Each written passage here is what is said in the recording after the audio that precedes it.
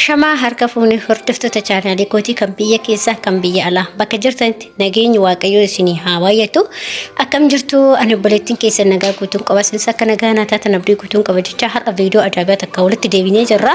Hanga dhumaatti waliin taana feerraa kooti. Egaa akkasuma warroonni maatii koo taatanii like share gochaa jirtanii hedduu galatooma ulfaadhaa isiniin jedha. Akkasuma warroonni maatii koo hin taane subscribe gochuudhaan maatii koo ta'a isiniin jedha.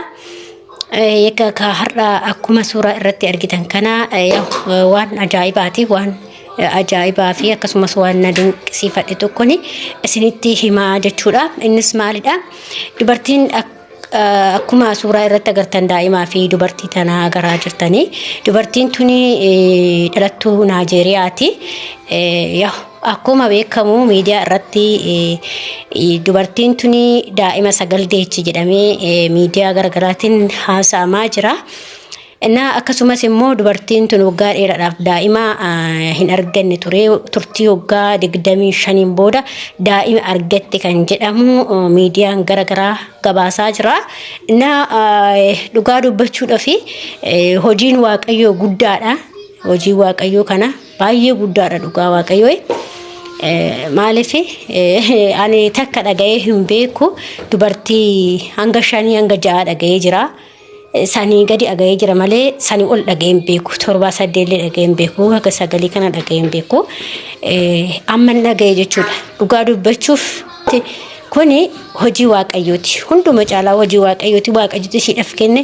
Waaqayyo immoo yaa ulfaatu yaa galatoomu kan nagaadhaan ishii eekee garuu akkas jedhanii miidiyaa irratti afarsaa jiru. Hangam dhugaas kan ta'e garuu ani naaf hin galuu didee wanti kun dhugaadha moo soba kan jedhullee ani hin beeku. Waaqayyoon immoo dhugaas yoo ta'e waaqayyoon ishiidhaaf haa guddisu.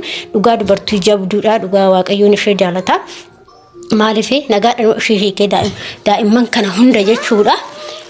Akkasisiin jedha obboloota waan baay'ee nama dinqisiisu akkasuma waan baay'ee ajaa'ibu nama ajaa'ibu waggaa baay'ee turte jedhamee miidiyaa irratti gabaafamaa jira. Waggaa 25 ol turteet daa'imman kana erga tokko argatte isheenis baay'ee dubbattee jirti dinqisiifattee jedhanii jiru.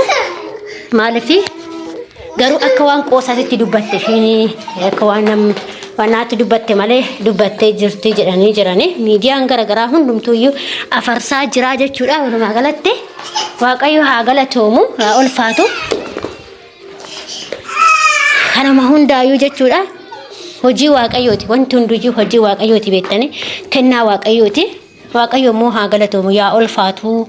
Uumaan keenya yaa ulfaatu. Isa waa hundumaa kan namaa kennus kan nama dhoogatus kan turteetis immoo dheebottee waggaa baay'ee dheebottee daa'ima argachuuf waggaa baay'ee dheebottee waaqayyo immoo guyyaa qabaa kun ishiidhaaf erguma tokkoyyuu ishiidhaaf kennee jira. Waaqayyo immoo ishiidhaaf kennee erguma tokko ishiidhaaf hiikee daa'ima kana hundaa waaqayyoon ishiidhaaf haa guddisu. Akkasumas dhugaa baay'ee namatti toludha. Waan baay'ee das nama jedhudha jechuudha dhugaa rabbii. Maaliif dubartiin tun waggaa 25 jechuun erga heerumtee waggaa 25 boodatti ilaal daa'ima argatte jechuudha. Akkasii kanaaf waaqayyoon waa hundumaafiyyuu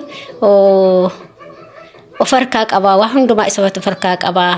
Kan nama dhoogatus kan namaa kennus kan baay'isee erga tokko kana akkuma ishee kana namaa kennus hundumtuu isuma harka jira jechuudha dhugaa waaqayyoo.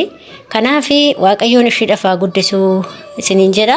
Maaliif dhugaa akkanattuu hiikatteetu isheen daa'ima kana lubbuu isheetiin jiraattee irraa hafteetu daa'ima ishee wajjin akkanatti jiraachuun kun baay'ee nama gammachiisa. Gammachuu guddaadha.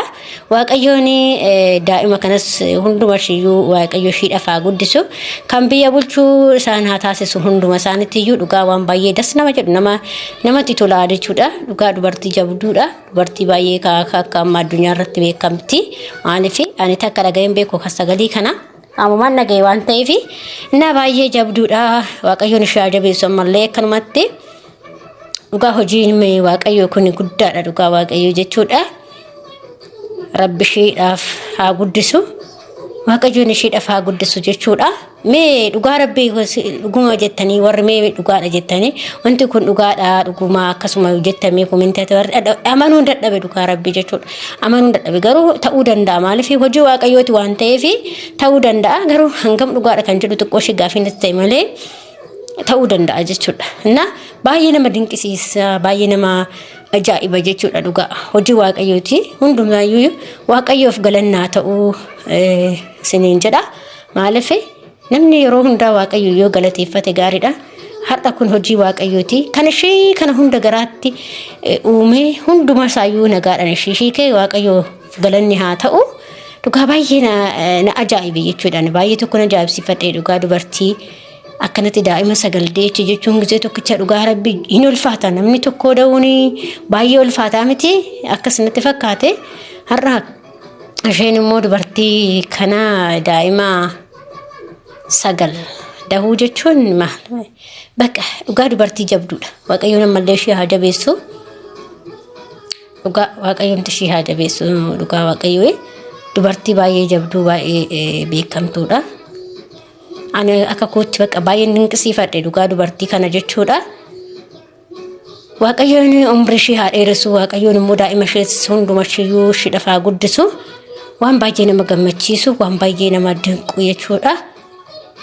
kanaaf mee warri dhugaadha jettanii komentii jalatti na barreessaa akkasumas lakkii sobamoo miidiyaatti soo jettan dhugaa ani maal akka ta'e sin beeku naaf garuu deeggar dinqisiifadhe sila kan dhuguma moo maalidha dhugaa ta'an baay'ee dinqisiifadhe dudha maaliif bakka kennaadha waan ta'eef kennaa waaqayyo sii kenne jechuudha amiin jettee fudhachuudha waan inni sii kenne hundumaa jechuudha kennaadha waan ta'eef isheefis waaqayyotu kenne erguma tokko turtii waggaa 25 booda isheen baay'ee daa'ima eeggattee waggaa 25 bakka hawwii waggaa 25 booda bakka argatte jechuudha daa'ima kana laa turtii jechuudha isheen deesseen beektu haga sanii waggaa turtii waggaa 25 turtee amma deesse jechuudha inna waaqaffaa galatoomuu dhugaa namni hawwee san waaqayyoon kunoo galmaan isheedhaaf ga'e har'a isheenuu kunoo daa'ima kana argattee daa'ima erguma tokkooyyuu daa'ima sagal kenneef waaqayyoon jechuudha erguma tokko isheen hawwitee baay'ee waggaa 25 hawwitee abdii sin kutanne garuu hawwaa turtee jechuudha